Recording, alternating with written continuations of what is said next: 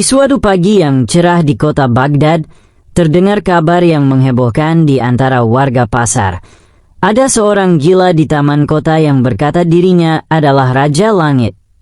Orang-orang pun penasaran, berbondong-bondong datang melihat. Sosok lelaki berjanggut lebat, berambut acak-acakan, dan berpakaian lusuh duduk di bawah pohon, berbicara sendiri. Aku adalah penguasa awan. Siapa yang ingin hujan turun, katakan padaku, maka akan kulakukan, teriaknya. Warga menggeleng-gelengkan kepala. Sudah gila benar, kata mereka. Beberapa malah melemparinya dengan kulit buah atau mencemooh. Tapi orang itu tak peduli, tetap tenggelam dalam dunianya sendiri. Kabar itu akhirnya sampai ke telinga Abu Nawas, sang penyair dan cendekiawan yang terkenal dengan kecerdikannya. Dia datang ke taman, membawa sebuah sajadah tua dan secangkir susu. Tanpa berkata sepatah kata pun, ia duduk di samping lelaki itu. "Hei, jangan duduk sembarangan di tanah kekuasaanku. Aku ini Raja Langit," kata lelaki itu. Abu Nawas tersenyum lembut. "Ampun tuanku, saya hanya rakyat kecil. Saya datang membawa persembahan dari bumi untuk Raja Langit." Susu dari sapi bumi? Menarik. Tapi harus kau yakinkan aku bahwa kau bukan mata-mata Raja Laut. Aku bahkan tidak bisa berenang, tuanku, kata Abu Nawas serius. Dan begitulah, dimulai perdebatan panjang antara Abu Nawas dan Raja Langit. Abu Nawas tak menolak keanehan pria itu, malah mengikutinya. Tapi setiap hari, ia sedikit demi sedikit menyisipkan logika ke dalam dialog mereka. Suatu hari, sang Raja Langit berkata, "Hari ini aku akan memindahkan gunung." Abu Nawas menjawab, "Tunggu, apakah gunungnya punya izin pindah dari Dewan Tanah?" Lelaki itu mengerutkan kening. Tidak. Kalau begitu, pindahkan dulu Dewan Tanah, baru urus izinnya. Aku bisa bantu buatkan proposalnya." Lelaki itu mulai tertawa. Untuk pertama kalinya, ia tertawa karena menyadari absurditas ucapannya sendiri. Hari demi hari, Abu Nawas terus berdiskusi dengannya. Semakin lama, lelaki itu mulai mempertanyakan ucapannya sendiri. Kadang, ia menertawakan kebodohan masa lalunya. Apakah benar aku ini Raja Langit? Atau aku hanya manusia biasa yang tak kuat menanggung kesedihan, katanya suatu malam. Abu Nawas hanya berkata, kebijaksanaan kadang menyamar sebagai kegilaan. Tapi ketika engkau mulai mempertanyakan dirimu, berarti engkau sudah mulai pulang. Dan pada akhirnya, lelaki itu tidak lagi mengaku Raja Langit. Ia kembali bekerja di pasar, berjualan rempah-rempah. Orang-orang terheran-heran. Tapi ketika ditanya apa yang menyembuhkannya, ia hanya berkata, "Seseorang mau mendengar ocehanku sampai aku sendiri sadar bahwa aku sedang mengoceh." Setelah berminggu-minggu mendampingi lelaki yang pernah mengaku sebagai Raja Langit, Abu Nawas melihat perubahan yang nyata. Wajahnya kini lebih segar, rambutnya sudah dipotong, dan ia mulai membantu membersihkan taman setiap pagi. Satu hari, saat keduanya duduk di bawah pohon yang sama seperti biasa, Abu Nawas bertanya, "Kau tahu kenapa aku datang menemanimu setiap hari?" Lelaki itu menggeleng. "Aku pernah hampir menjadi seperti dirimu," kata Abu Nawas lirih. "Aku pernah merasa dunia ini terlalu gila untuk bisa dipahami. Tapi seseorang datang, tidak menertawakanku, hanya mendengar. Lalu aku pun sembuh. Jadi aku mengembalikan hutang itu padamu." Lelaki itu terdiam lama. "Terima kasih, Abu Nawas. Kau tidak menyembuhkanku dengan obat, tapi dengan perhatian." Beberapa bulan kemudian, lelaki itu, yang kini bernama kembali sebagai Yusuf bin Said, menjadi guru anak-anak di masjid kampung. Ia mengajarkan kisah-kisah hikmah dan ilmu tajwid. Murid-muridnya senang karena ia selalu punya cerita unik seperti pengalamannya sebagai Raja Langit. Suatu hari, ada orang kaya yang datang padanya dan menawarkan uang untuk menulis buku tentang kesembuhannya. Tapi ia menolak. Yang menyembuhkanku adalah keikhlasan. Jika kutukar itu dengan uang, mungkin aku kembali jadi gila. Abu Nawas pun tertawa mendengarnya. Itu tandanya kau benar-benar waras sekarang. Pada suatu malam musim semi, ketika angin lembut berhembus dan bunga delima bermekaran di taman istana, Raja Harun al-Rashid menggelar perjamuan. Di sela-sela hidangan dan hiburan musik, sang raja menyampaikan niatnya untuk menguji Abu Nawas dengan teka-teki yang aneh, tidak masuk akal, tapi harus dijawab dengan logika kocak. Abu Nawas, ujar sang raja sambil tersenyum penuh tipu daya, aku ingin bermain teka-teki. Tapi kali ini, yang kalah harus tidur di kandang unta selama 3 malam. Para menteri dan tamu tertawa, karena mereka tahu raja sedang merencanakan jebakan konyol.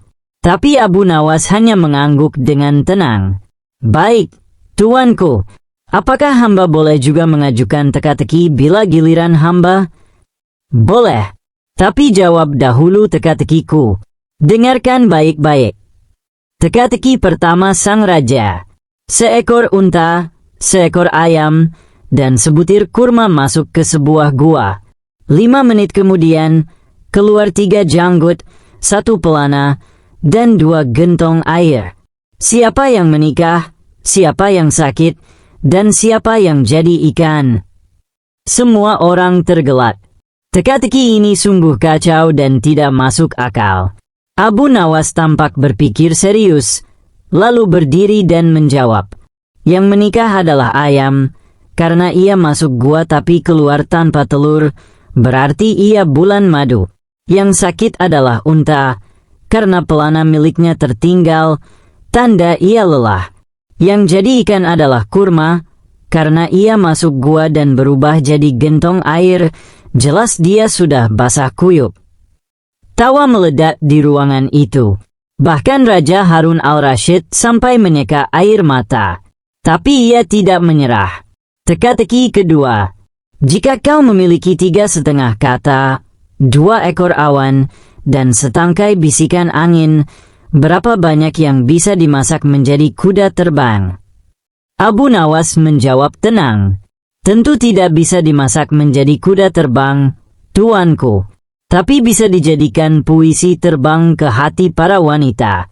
Karena semua bahan itu hanyalah metafora, dan metafora hanya bisa dikunyah oleh perasaan. Raja berdecak kagum. Dasar penyair. Melihat Abu Nawas tak bisa dijebat begitu saja, Raja menggunakan rencana terakhir, teka-teki fisik. Ia menyuruh para pengawal membawa sebuah benda aneh berbentuk seperti sandal, tetapi memiliki sayap dan ujungnya lancip seperti pensil. Abu Nawas, gunakan benda ini untuk menuliskan puisi, tetapi tanpa menyentuh kertas. Dan hasilnya harus bisa dibaca oleh seekor domba. Orang-orang mulai berpikir ini gila, tapi Abu Nawas tersenyum dan berkata, baik, tuanku, aku akan menulis puisi di udara, dan membacanya di telinga domba, karena kata-kata indah bisa masuk telinga, menetap di hati, bahkan jika tak pernah dituliskan. Ia lalu berbisik pada seekor domba istana, wahai domba berbulu kapas, apakah engkau tahu bahwa cintaku pada kehidupan seperti rumput hijau, tak pernah kehabisan warna meski musim datang silih berganti? Domba itu mengembit, lalu menjilat tangan Abu Nawas. Lihat tuanku, kata Abu Nawas, domba pun terharu. Raja pun tertawa puas. Kau menang, Abu Nawas. Aku menyerah. Tapi malam ini aku ingin kau tidur di istana, bukan di kandang unta. Maaf, tuanku, kata Abu Nawas, karena kalah pun menyenangkan bila teka-tekinya membuat tertawa. Tapi karena aku menang, izinkan aku tidur di perpustakaan, karena aku ingin membaca kisah-kisah raja yang kalah oleh rakyatnya. Raja Harun al-Rashid pun menggeleng sambil tersenyum. Kau memang tak bisa dijebak, Abu Nawas. Beberapa hari setelah teka-teki lucu itu, Abu Nawas duduk di bangku kayu dekat sungai Tigris. Angin sore menggerakkan rambutnya, dan suara air mengalir membawa damai di tengah kesibukan kota Baghdad. Ia memandangi air sambil merenung. Lucu sekali hidup ini. Ketika aku bicara masuk akal kepada orang gila, aku dianggap bijak. Tapi ketika aku menjawab pertanyaan tak masuk akal dari raja dengan jawaban yang lebih tak masuk akal, aku disebut jenius. Seorang pemuda datang menghampiri. Wahai Abu Nawas, bolehkah aku bertanya sesuatu? Silakan. Aku ingin menjadi secerdasmu. Apa rahasianya? Abu Nawas menoleh, menatap pemuda itu lama. Pernahkah kau mau mendengar orang gila berbicara selama sebulan penuh? Tidak, tentu saja tidak. Nah, maka belum cukup besar kantong kesabaranmu untuk menampung kecerdasan, jawab Abu Nawas sambil tersenyum. Karena kecerdasan bukan tentang menjawab soal, tapi tentang tahu kapan harus diam, kapan tertawa, dan kapan pura-pura gila. Pemuda itu terdiam. Hari itu juga, pemuda itu mulai mengikuti Abu Nawas. Ia tidak minta diajari, hanya ikut kemanapun Abu Nawas pergi. Dan ia pun menyaksikan sesuatu yang tak pernah ia sangka. Bab tambahan, 3 pertemuan aneh Abu Nawas. Untuk memperpanjang kisah, mari kita ikuti Abu Nawas dalam 3 pertemuan aneh setelah 2 kejadian besar itu. Pertemuan pertama, tukang batu yang bisa meramal. Di ujung kota Baghdad, seorang tukang batu bernama Kadim berkata bisa meramal masa depan hanya dengan melemparkan kerikil ke sungai. Aku bisa tahu siapa yang akan menikah, siapa yang akan kaya, dan siapa yang akan terperosok ke sumur pekan depan, katanya sambil melempar batu kecil ke air. Abu Nawas datang dan bertanya, bisakah kau ramal nasibku minggu depan? Kadim melempar batu, lalu menjawab, kau akan kehilangan sesuatu yang sangat berharga. Abu Nawas pura-pura panik. Ia memeriksa sakunya, bajunya, sandalnya. Benarkah? Apa itu? Uang? Kehormatan? Hidupku. Kadim tertawa. Entahlah, batu hanya bilang begitu. Abu Nawas diam sejenak, lalu mengambil batu lain dan melemparkannya ke sungai. Aku baru saja meramal nasibmu, Kadim. Apa kata batu? Kau akan kehilangan pekerjaanmu minggu depan, karena raja akan tahu kau menipu rakyat, kata Abu Nawas sambil tersenyum tajam. Besoknya, tukang batu itu membuka usaha baru, penjual es tebu, dan tidak lagi meramal. Pertemuan kedua, anak kecil penjual angin. Di pasar, Abu Nawas bertemu anak kecil yang memegang kantong-kantong kosong dan berteriak, angin segar, dijual. Angin pagi dari arah utara. Abu Nawas penasaran. Apa ini benar-benar angin? Anak itu mengangguk. Kalau bapak buka di rumah saat siang, bisa merasa sejuk, loh. Abu Nawas membeli 1 kantong. Lalu, keesokan harinya, ia kembali dengan membawa 10 kantong kosong. Ini angin dari gurun. Gratis. Kalau kamu bisa jual angin, aku juga bisa jual panas. Anak itu tertawa. Tapi orang-orang cuma beli dari aku karena ingin tertawa. Daganganku bukan angin, tapi hiburan. Abu Nawas mengangguk kagum. Kau akan besar nanti, nak. Kau tahu bahwa nilai bukan diisi kantong, tapi diisi kepala. Pertemuan ketiga, seorang pengemis dengan gigi emas. Seorang pengemis tua di gerbang kota memegang mangkuk kayu. Tapi ketika tersenyum, terlihat gigi emas berkilau. Orang-orang mulai menuduhnya pura-pura miskin. Abu Nawas mendekat dan bertanya, "Gigi emas dari mana?" Pengemis itu menjawab, "Dulu aku tukang emas, lalu bangkrut. Aku tinggal punya satu ini. Aku jadi pengemis bukan karena ingin uang, tapi karena ingin belajar rendah hati." Abu Nawas menunduk, meletakkan uang peraknya, lalu berkata, "Semoga gigi itu tetap di tempatnya. Karena kalau kau kembali jadi tukang emas, jangan sampai hilang lagi kerendahan hatimu." Refleksi Abu Nawas. Dari semua kisah itu, Abu Nawas mulai dikenal bukan hanya sebagai orang cerdas dan lucu, tapi juga sebagai penyeimbang kota.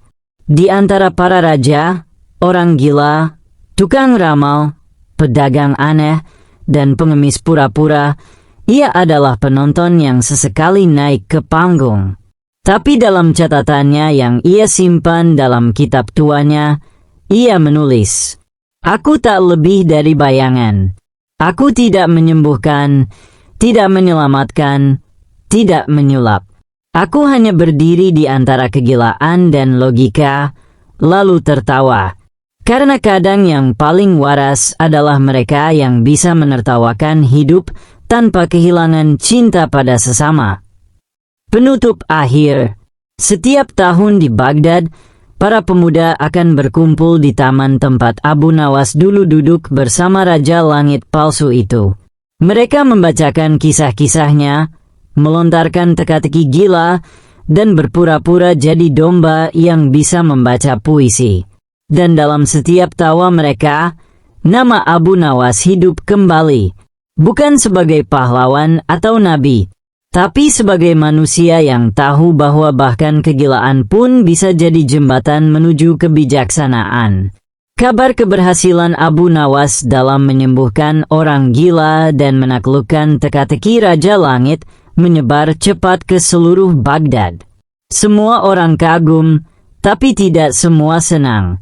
Di balik tembok istana, seorang penasihat tua bernama Wazir Hafi mulai resah. Ia berkata kepada raja, "Wahai Paduka, Abu Nawas memang cerdik.